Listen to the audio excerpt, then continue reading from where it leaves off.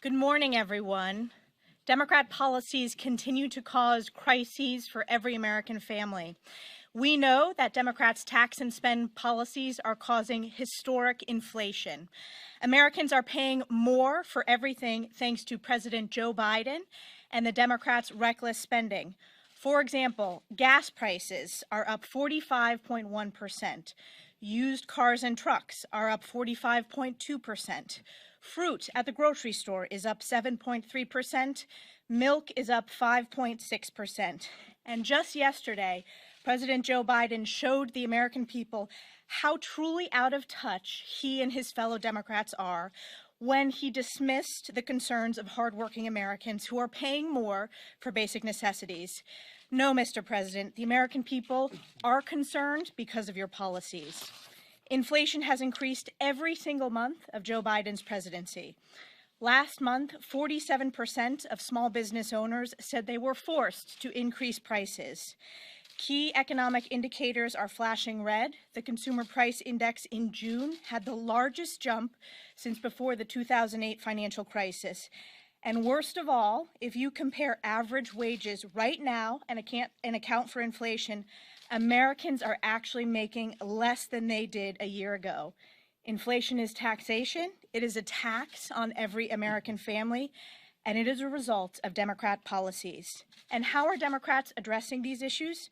By trying to ram through a partisan $3.5 trillion budget written by Bernie Sanders that will raise taxes on the middle class and further increase inflation. So today, I'm excited to be with my colleagues, Mario Diaz-Balart, who's going to give us an update on Cuba, Tony Gonzalez from Texas, who will give us an update on the border crisis, and our whip, Steve Scalise. So I will turn it over to Mario Diaz-Balart. Thank you, Elise. Thank you so much. As you all know, the Cuban people have been under a repressive, totalitarian, terrorist, murderous regime for 62 years. And recently, last week, they took to the streets. And they took to the streets asking for one thing alone: freedom. Freedom. They're not out there asking for remittances. They're not asking for aspirin. They're asking and demanding freedom. And for that, for those peaceful demonstrations, they have been confronting the most dramatic repression that I think we have seen in decades. You've all seen, I hope, the videos and the pictures. The regime is sending uniformed and plainclothes thugs to beat up protesters. They're shooting people in their own homes. They're breaking into people's homes and shooting them. Something I never heard about. They're actually grabbing boys out of their homes by force and forcing those boys to participate in the repression of those who are peacefully demonstrating for freedom. And what is the response of President Biden? Some lukewarm words.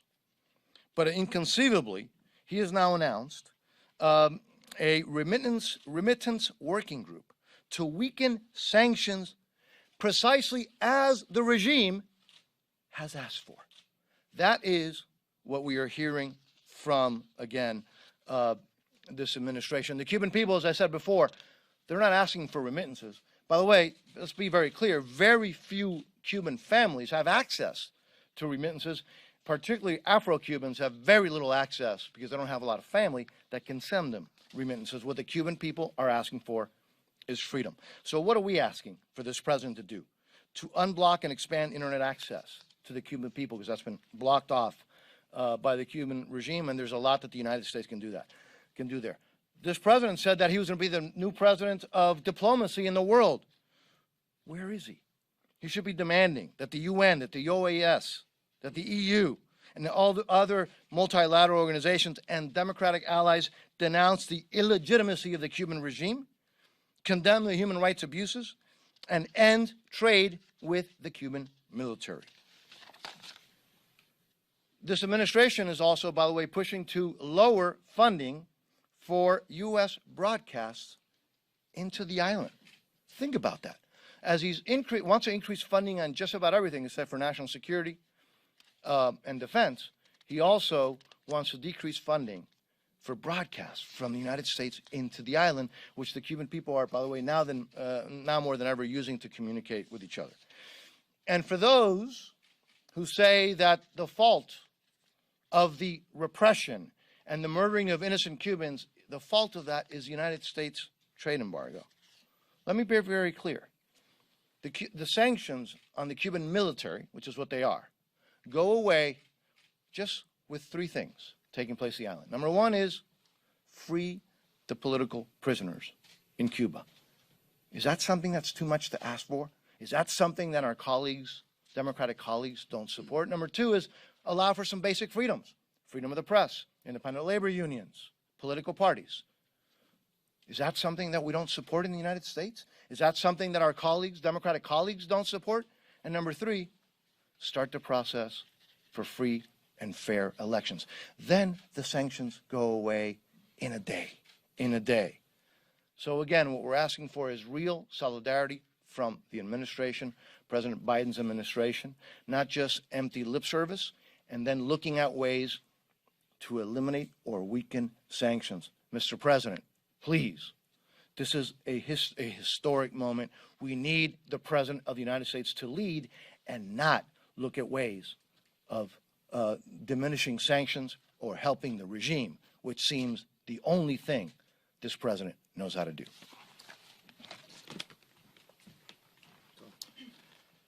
Good morning, everybody. You know, today is a historic day. We launched, Blue Origin launched humans into space from just in my district out in West Texas.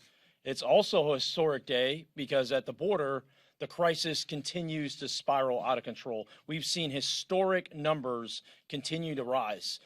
Traditionally, during the summer, during the hottest months of the year, immigration flows go down, but that hasn't happened. They've only increased. We've seen almost 190,000 illegal apprehensions for the month of June. That number continues to rise. In Del Rio, yesterday, there were hundreds of migrants from Haiti, from Cuba, from Venezuela that were rushing to get in. The crisis has come to a boiling point.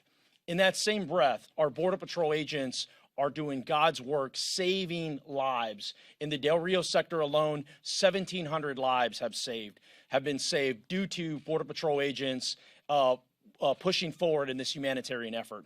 In the sector next door, the Big Bend sector, they're putting up rescue beacons because it's so hot. Migrants are dying in the desert because of this crisis. And where is the Biden administration? On their 6-month anniversary, the Biden administration is nowhere to be found. They still won't highlight the fact that this border crisis is getting worse. And even worse than that, there is talk of Title 42 going away in the next few days.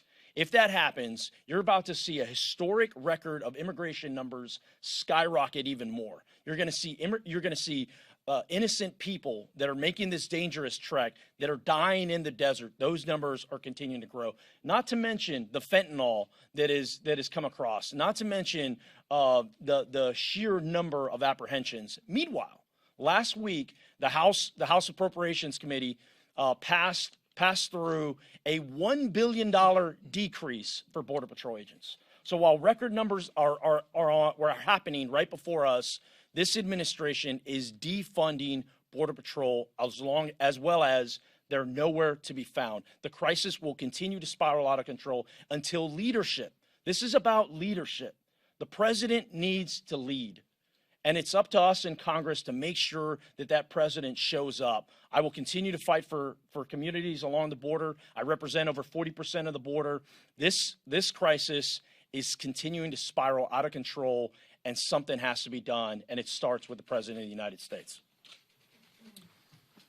Well, thank you, Tony and Mario, for coming and bringing the passion that you display, fighting for freedom for the Cuban people, fighting to secure our border.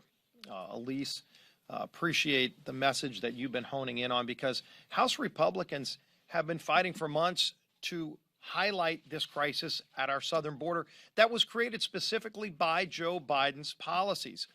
When Joe Biden sent a signal out to open the border, when he became president, by getting rid of the Remain in Mexico policy, turning his back on the agreements that had already been negotiated, not just with Mexico, but by the Northern Triangle countries. They were all working to finally stop the flow of people coming in illegally, and now we see the doors wide open to the point where The drug cartels have operational control over America's southern border. It has got to come to an end.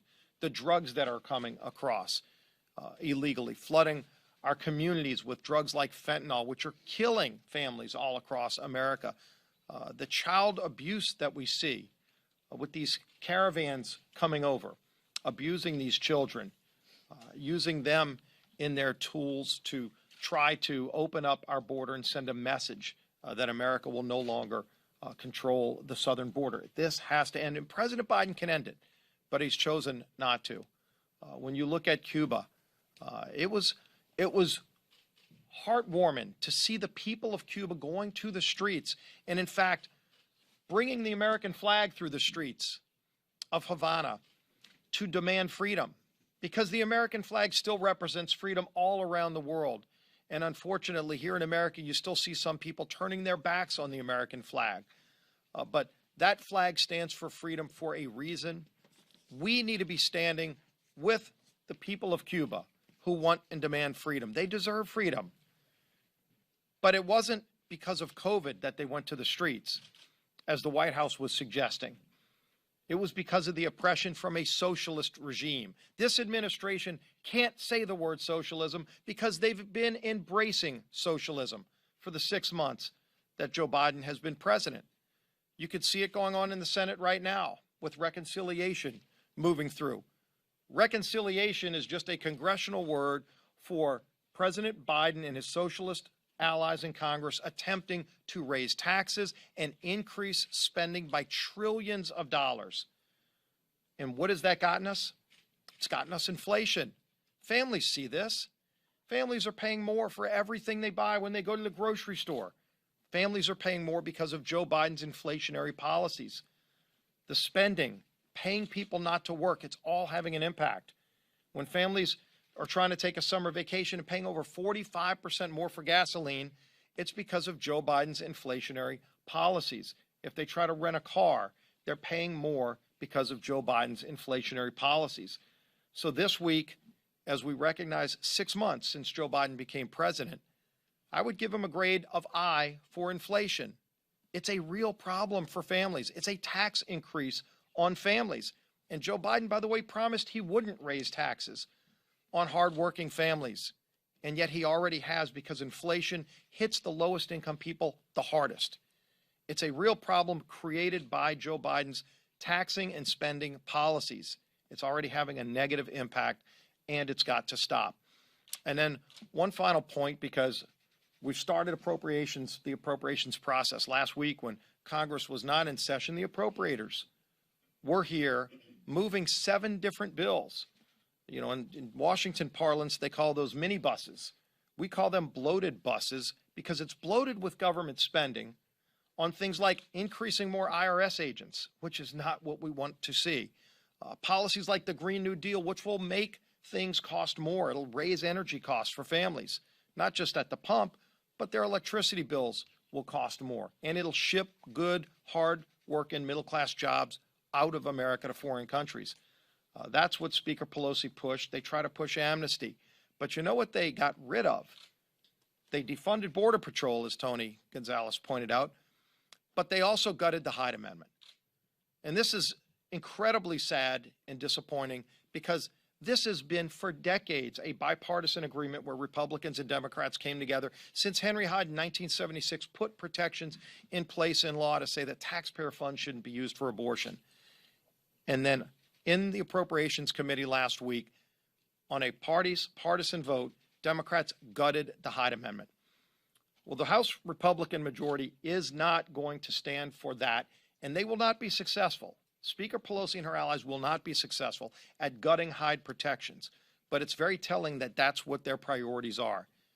Given unfettered power, House, Senate, and White House, what are they trying to do? They're trying to spend money like it's going out of style. They're trying to raise taxes on hardworking families and take taxpayer money and use it to fund abortions. Those aren't the priorities of the American people. House Republicans will stand up and fight for those priorities for families all across this country. And with that, I'll be happy to take some questions. Yes, sir. With the coronavirus resurgent in a lot of conservative districts, what message do you have to colleagues of yours that have questioned the vaccine's efficacy and to voters who have refused to get vaccinated?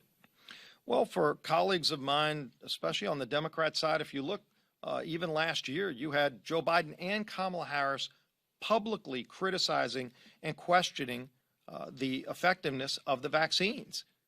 And that's very unfortunate. I've been vaccinated. Many of my colleagues have been vaccinated. And the vaccine is safe, effective, and it's widely available all across the United States of America for anybody who wants to get it. And so I still have yet to hear Kamala Harris or Joe Biden apologize for publicly criticizing the vaccine, which they did many, many times. It's on video last year when Donald Trump was president, when through Operation Warp Speed, he put the mechanisms in place to create these safe and effective vaccines. Are you telling constituents to get vaccinated? Sure. Yeah, I've been vaccinated again, and I have high confidence in the process that was used to bring these vaccines. In fact, it's not only saving lives in America, but it's saving lives worldwide through American ingenuity. And by the way, when the Democrats bring drug price fixing, which they're trying to do through legislation, that actually makes it harder to bring life-saving drugs to market, which is why we need to stand up against drug price fixing. Kevin McCarthy named his members to the January 6th Select Committee. In your view, what should their mission be? And do you think Speaker Nancy Pelosi should testify about security in the Capitol that day? Well, there have been many questions raised about why there wasn't a higher National Guard presence. It was supposedly offered. At what level was that rejected? I would hope they would look into that, because that question really hasn't been answered. How high up the chain did it go? Was it at the Speaker's level where they were offered National Guard protection on January 6th and denied it? But I know Leader McCarthy's been very vocal about this, as many of us have, that they need to look at the whole array of political violence that led up to January 6th and still has gone on after that. There was a Capitol Police officer killed after January 6th that Speaker Pelosi doesn't want to look into, that seems to be motivated by political violence. So let's look at the whole array of political violence and what we can do to dial that down and get better control over it. So I hope they would look at that. Well, who they call and testify, let the members of the committee discuss that and debate that. But that answer to that question is one of many questions that's unanswered, and that is, at what level from the Speaker's office on down did they reject the offer for help from the National Guard? With regards to Cuba, your reaction to the DHS secretary telling the Cubans not to come by water, that they would not be welcomed in the United States when you look at what's taking place at the border? Think about what a disgusting message that was by the Biden administration to tell people from Cuba not to come here when they've opened up the southern border to people. It's not just from South and Central America. We've seen people on the terrorist watch list from Middle Eastern countries coming across the Rio Grande, as Tony Gonzalez talked about, as I personally saw when I went to McAllen, Texas, where you had a wide open border with people every day, still like they are right now, coming across, and our Border Patrol agents, who we embedded with, telling us that they're not even able to do their job because they're spending maybe 40% or more of their time babysitting kids that are coming across through the human trafficking at the border, and they can't stop the drug cartels, which they want to do, and they're not able to do that. And then what do they tell people who are seeking freedom, who are maybe being persecuted right now? Thousands of people are missing in Cuba who went into the streets. As Mario's talked about, there are people being murdered in their homes, and if they try to seek asylum and come to America, the Biden administration is saying, don't come? What kind of message is that when he's opened up the southern border to people that are on the terrorist watch list coming across? President Biden needs to get his priorities straight as it relates to standing up against tyranny, standing up against socialism, and protecting America's southern border from drug cartels. Last question. Just getting back to the Select Committee, I know there's a lot of concerns about politics surrounding it, but what is your best hope for the Select Committee in terms of an outcome? And secondly, do you think it's appropriate to have members on this panel who objected to the election results?